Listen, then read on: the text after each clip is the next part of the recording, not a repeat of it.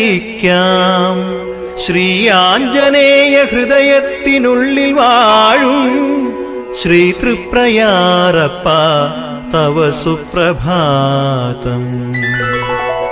രാമായണത്തിൽ അതിമഹത്വമെഴുന്ന ശ്ലോകം രാമം ദശരഥമെന്നു മനസ്സിലോർത്തിടുമ്പോൾ ഈ ലോകമാകെ നന്മ കനിഞ്ഞു നൽകി വാഴും ശ്രീ തൃപ്രയാറപ്പ തവ സുപ്രഭാതം.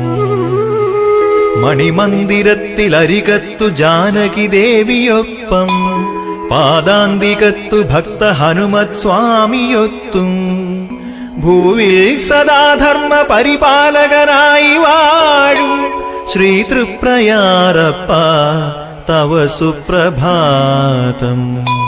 രാകാശശാങ്കനുദിച്ച രമണീയ മുഖപ്രസാ